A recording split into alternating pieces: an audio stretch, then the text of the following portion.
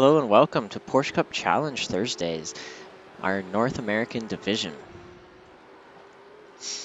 We have here tonight Imola Grand Prix, Porsche Cups at the Imola Grand Prix, the one of the most grand Italian tracks out there, I guess. Really, it's a little sad that they don't have Mugello, however you say that. But you know what? Well, I'll settle for Imola.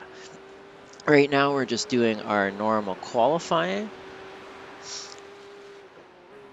Right now, we're just doing our 15-minute open qualifying, just waiting for every driver to finish their laps. You'll see Daniel, Thomas, and myself haven't completed laps. Daniel Thomas out with a hardware malfunction. Unfortunately, his steering wheel is it's not treating him well this week. But and then me, myself, Michael McLeod there. Of course, I'm broadcasting. I just wanted to try a few laps this week just to see how this track is, and wow, it's difficult, I gotta say. It's a lot of off tracks, a lot of slowdowns, so really curious to see how this is going to go for these guys. Right now, we're looking at Michael Hownick is on pole position, well ahead of Charlie Pouyer, and that's definitely the place that he wants to be. They're not done qualifying quite yet. Still Carl Ribbing out there, Michael Hownick out there, but I want to take a look at our championship for the season race standings. And here we go. We've got Charlie Pouyer is actually in the lead of our season. Michael Hownick is, someone do the quick math for me. That's what, 18 points right there behind. Simon Fell's in third, and Carl Ribbing is a very close fourth to Simon Fell. And of course, we do have um, some rewards to our top three finishers in the season. Number one in the season, I think the car that I'm following just stopped and it looks like they are done qualifying. So we're just gonna sit here and wait. Um, but until then, I'll just go over a few things, such as first place for the season is gonna get $50 as a cash prize. Second place is going to get $40 as a cash prize, and then third place, which is going to get $30. Did I say 40 for 40 for second, and third will be $30. So that's quite a staggering cash prize that we've offered out, and we just to try and get some interest in our car, in our league, and it worked. We got quite a few new drivers, and that's actually why we're going to be starting an amateur division within our league as well for the more of the back of the field drivers, and offering a cash prize for that as well. Uh, that'll be $15 for amateur P1 in the season, 10 for second amateur P2, and $5 for amateur P3. So where can you say that you made some money racing? So now you can tell your wife, hey, it was worthwhile, you know? So, or your girlfriend, or maybe you're just single. Whoever floats your boat, right? Anyways, so that's going to be happening next season, along with Reverse Grid's top eight. We're going to reverse the top eight of our grid next season. We're definitely hoping to get a lot more drivers. We've had a lot of signups so far, so it's looking pretty good. And so we're going to do reverse top eight from our sprint race into our feature. So it's going to add a lot of chaos, and it's going to challenge all of those top drivers in our pro division, our front pack division. Every one of them, they're going to get challenged not just for their raw pace and breaking away from the field, but their racecraft. So I'm really, really excited for that.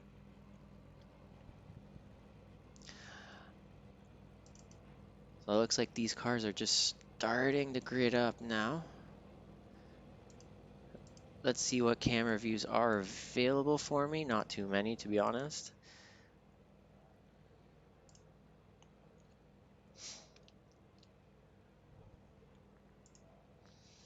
We're just gonna wait for a few more cars to grid up and then we'll be ready to go.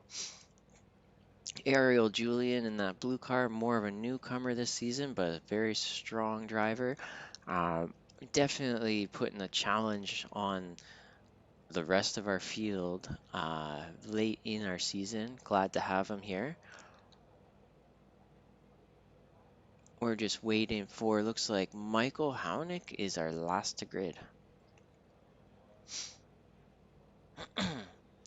Let's see what other camera views we got. I'm not a fan of that one, to be honest. So this is Aaron Hall just looking back at Michael David. Okay, we're gonna go with, it looks like they're ready to go. Yeah, here we go, perfect. Everyone's gridded up. Just lights going on here. You can hear the engines and lights are off and away we go. Here we go, heading towards this turn one. This is our turn one right here, this little slight bend to the left. And now they're heading towards turn two. Michael Haunick's pulled into the lead with Charlie Pouillier, second place. Everyone seems to be going through nice and cleanly. Looks like Adrian decided to do a pit start, just be safe. Charlie Pouillier is already being challenged for his position. Luckily, he's got the inside heading into the chicane, and it looks like we've got a spinner. Mark Santana has gone off. And Ariel Julian has gone off, and Charlie Pouillier, we're gonna have to take a look at what happened there. that was a doozy. I want to see what happened there. So we've got Charlie coming in on the inside. Oh, just a little bit of a kiss and just enough to send him around from Ariel Julian. That's really unfortunate. Not sure what, oh, Ariel Julian's right here. Just a little bit of a love kiss, and that's going to help Michael Hallenick greatly, putting him well into the lead in a spot that he wants to be, putting Charlie in a spot that Michael Hallenick again wants him to be, to try and gain back some very, very valuable points, get back into P1 in that season. Of course, race isn't over quite yet. We have a lot of laps to go. And on top of that, we also have our feature race of 30 minutes. However, this race, this sprint race, it does affect your feature race, of course. You have to place well in your sprint race, and it sets your grid for that feature. So if you're way, way in the back and you lose points in the sprint race, it's going to be a lot harder to gain it in your feature race. So that's definitely not a good place to be for Charlie Pouillier for the season, unfortunately. Next season, we're going to be having a reverse 8, the top 8 from our sprint into our feature. So it's going to be a huge mix. We're going to, of course, be waiting the sprint race with more points to be earned. Oh, and it looks like a little bit of an off.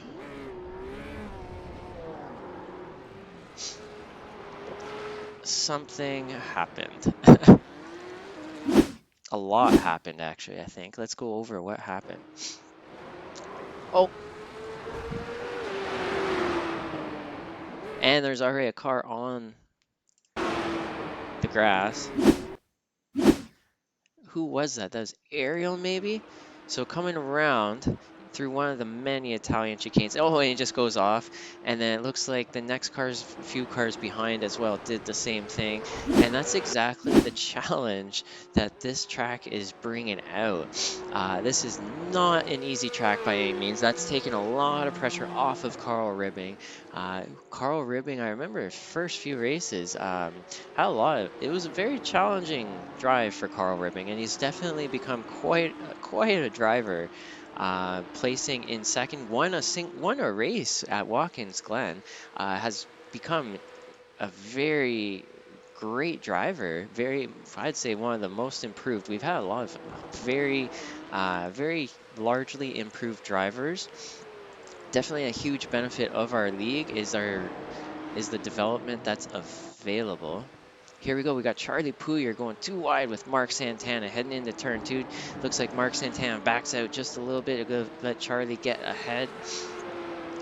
And probably hoping to just ride his draft and get right back up to Ariel Julian. Ariel Julian being the gentleman that he is, I'm half expecting him to give Charlie that position back just because of what happened earlier, but we'll have to see. Looks like Adrian Fedorowski is out for now. Pit exit, he went in to repair his car. Michael David is just going to start trying to drive through it, it looks like. He's had a few spins. The Imola GP has bit him in the ass. Our front pack here, we've got Michael Hownick is very, very clearly in the lead, way up the field, and just driving away from it, having a real great time, released all that tension off of his shoulders. Carl Ribbing is 6 seconds behind with Simon Fell very close on his tail, and Benjamin Roche right there as well. So one little hiccup from Carl, and you got 2 tough customers directly on him. These guys have been racing each other all season long, so they know exactly who each other are. They know themselves. They know each other by names, by numbers. And here we go for another lap, heading into lap 4. 10 minutes left in our session.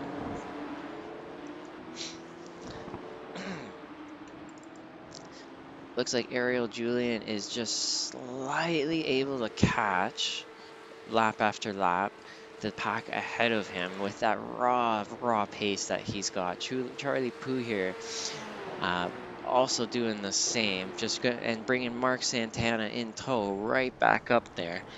This actually could end in... Oh, it looks like Charlie's gotten himself a slowdown.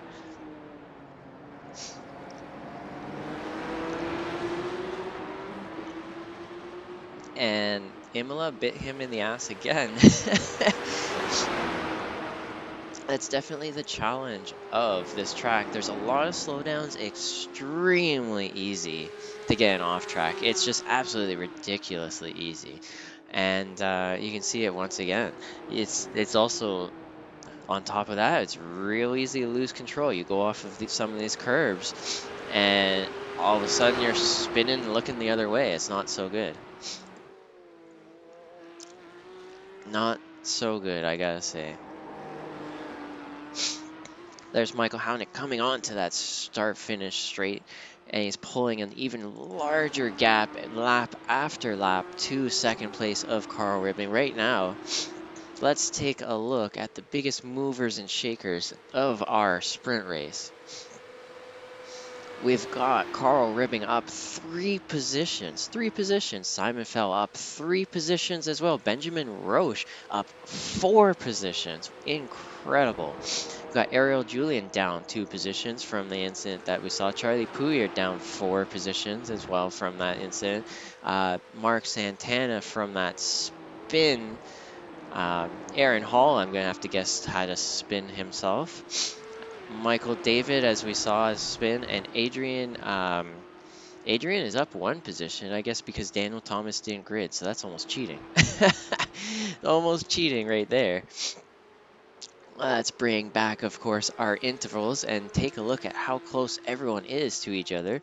And look at that, just as I was saying earlier, Ariel Julian has caught up to this pack right here. So he's going to start having an impact on this battle for the final podium spots, for sure. We've got 7 minutes left to go, 6.5 minutes left to go. Ariel Julian wants to get right back up to that front spot, start challenging for that lead, I'm sure, or at least positioning himself so he can challenge for that lead. And there we go, Benjamin Roche going wide, and that's definitely going to trigger a slowdown. And that's just an easy pass for Ariel Julian.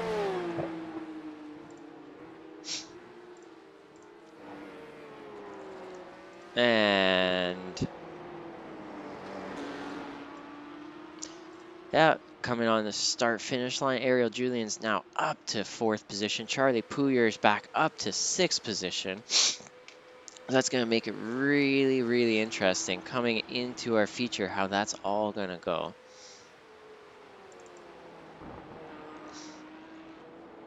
That's a clean-looking painted car, I gotta say. I don't remember that one, I don't think, on Carl Ribbing's car last season. You can see Michael Hownick in the distance, been lazy and hasn't changed his at all. I believe this is the paint scheme that you when you first load this car, you're in this paint scheme. So I guess he just wanted to focus more on his driving than his paint shop skills, and you know what? It paid off because he's bloody fast, I gotta say. Pulling a lead on everyone. The only one he may have to worry about is Ariel Julian. If Ariel can get up to a position for the feature where he can start challenging that lead.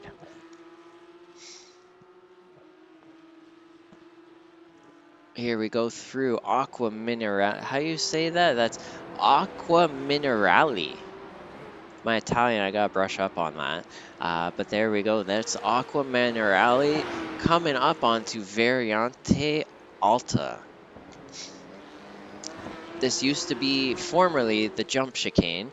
With our current and new updated off-track system, you're not quite able to jump that chicane like you used to. I'm sure everyone's seen the wildly famous picture of Charles Leclerc jumping that Ferrari, being quite a few feet up in the air. And we used to be able to do that. We just can't do that anymore, sadly. I wish they brought that back, but yeah, oh well. Those were the times. Looks like Simon Fell is closing in on Carl Ribbing lap after lap. Let's take a look at how they're doing sector after sector. And it looks like I want to go like this. I want to see. Looks like Simon Fell has got a lot of pace on Carl Ribbing late in the sprint race. Of course, these cars have no traction control, no ABS. That is the challenge, and that's what's so lovely. These are perfect training cars. If you want to learn how to drive, you want to learn how to get fast in any of these full-size cars on iRacing. In real life, I'm sure it's the exact same way. They use these Porsche Cup cars to find out who can drive well, and they take the top of the field for the next levels going on after that. So looks like Ariel Julian's almost up there with this group, but Simon Fell is definitely catching on Carl Ribbing, and he's definitely within that draft. Going down that start-finish line, I'm sure he's going to gain about 3/10 of a second and going to really reel him in. Oh, and we've got some... Oh, that's really unfortunate. It looks like Charlie Puyer, it looks like he's spun. Let's take a look at what happened really quickly. This is the Variante Alta, the jump chicanes. And coming out of it, he spun. And that's allowed Mark Santana to get right up ahead and gain 1 position on Charlie. Let's go back to being live. Oh, it looks like Simon Fell has had a drop in pace in those last few sectors, and that's brought Ariel into his rearview mirror and allowed Carl Ribbing to get Simon out of his rearview mirror. And of course, not too far behind. Oh, and just as I said it, Benjamin Roche hits a wall. And that's the broadcaster's curse, you know? Look at that. Sorry, guys. Just happens that way. Oh, Drift King. We've got a natural Drift King. Mark Santana is now in position where he can start challenging Benjamin Roche for P5, of course. You know, Mark Santana can take Drift King's spot.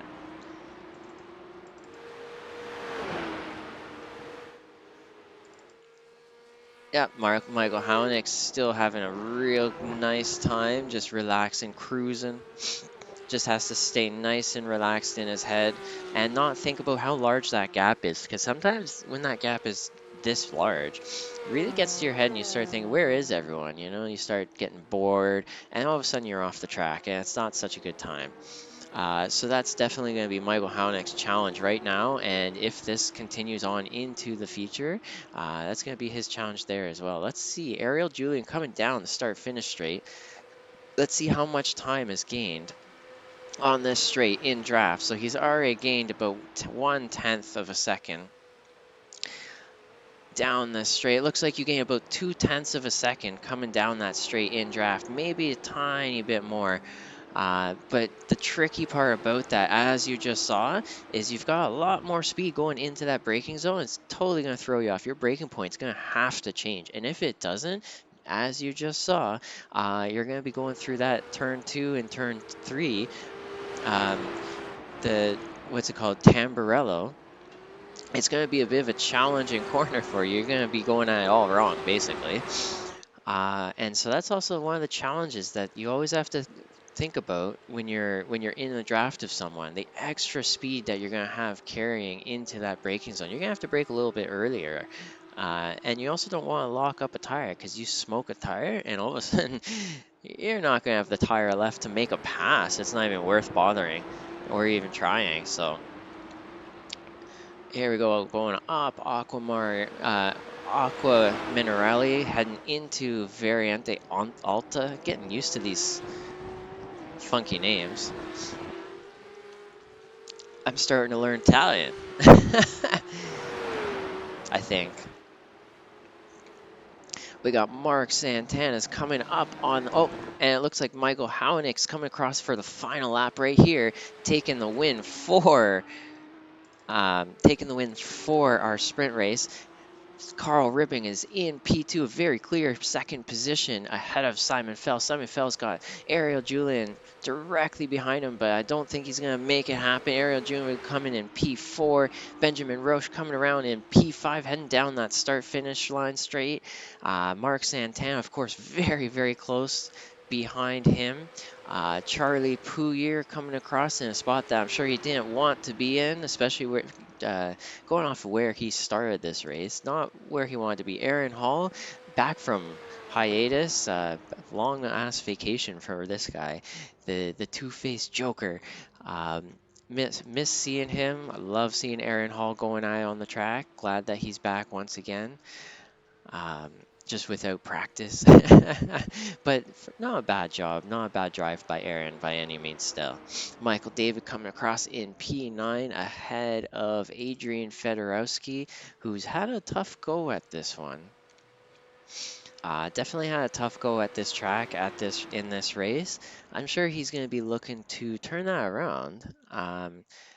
Come, let's bring up our results. I'm sure Adrian's going to want to turn that around come feature. So this is our grid heading into.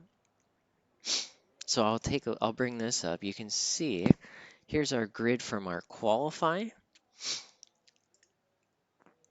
Now here's our grid for our feature. These are the results from our sprint race. These are our grid for our feature. We got Michael Houneck still holding on to P1. Um, Got Carl Ribbing in second position, Simon Fell in third, Ariel Julian in fourth, Benjamin Roche in fifth, Mark Santana in sixth, Charlie Pouyer in seven, Aaron Hall in eight, Michael David in nine, Adrian Fedorowski in 10, and Daniel Thomas didn't start.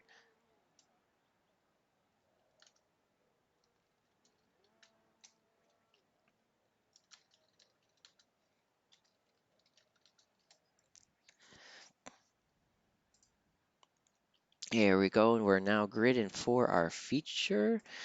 Let's bring up our drivers. Let's bring up our track map and let's take a look How hot and or how cold is this track? So we're looking at 42 Celsius track temperature. That is bloody hot, I gotta say. That is smoking hot. So that's going to add a little extra challenge to these drivers. These conditions are not the most favorable. So we're just waiting for, I think, two more cars to grid.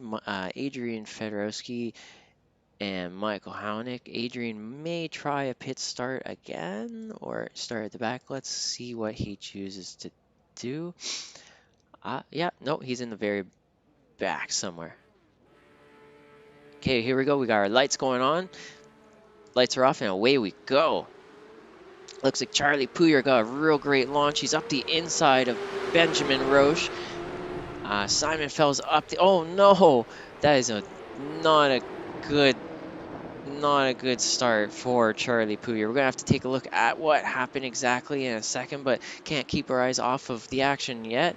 Not quite yet. We got Michael Hounik, Simon Fell, Carl Ribbing, Ariel Julian, Mark Santana, Aaron Hall, Adrian Fedorowski, all still very much in this battle. Very much in contact with Michael Hounik so far. Simon Fell has gained one position on Carl Ribbing. Ariel Julian just looking to make a pass somewhere, maybe, maybe not. So it's a little bit of a shuffle and a lot of shuffling in the. Oh, where'd he go? There's a little bit of blinking.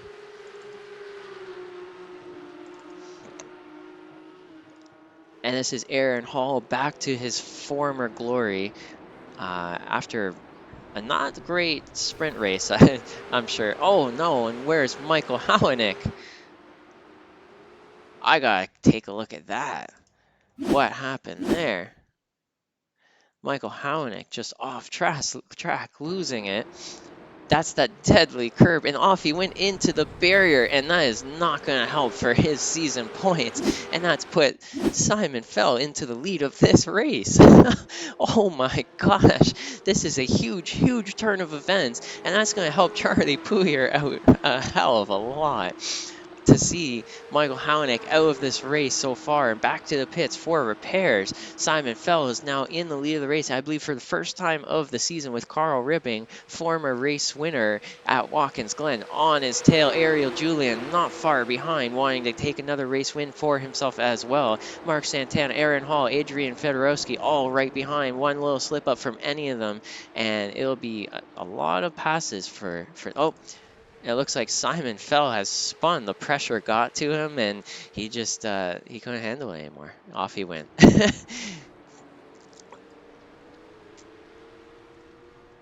Yeah, not so good. I want to actually take a look. How did that happen? I think he just hit a curb. Oh, hit a curb. A lot of curb. That's like kangaroos. Yeah, and he just goosed it. So that's put Carl Ribbing into the lead of this race with Ariel Julian, Mark Santana, Aaron Hall, Adrian Fedorowski all in tow. Heading through Aqua Minerale, going up that hill. Carl Ribbon's got a real great exit. So does Ariel Julian. Mark Santana's maybe thinking of a pass on Ariel Julian, maybe not. Heading into that braking zone. There's our line of cars. I think I saw a Red Bull livery on a wing there. You know how that goes.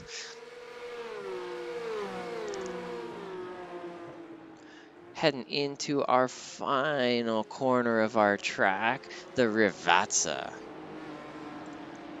Heading on to that start-finish straight. It looks like Aaron Hall is losing a little bit from that pack and giving Adrian Fedorowski a chance to send it too wide into turn 2. Let's see who chooses inside, who chooses outside. Looks like Adrian's going to go for that outside line. Can he make the overlap and make it happen? It is. He's going to make it happen. Aaron Hall, of course, has the favorable inside. And Aaron Hall's able to hold on to his 4th position in the end. Able to outbrake Adrian into that turn and hold on. Now we have some time. Let's take a look at that start-finish.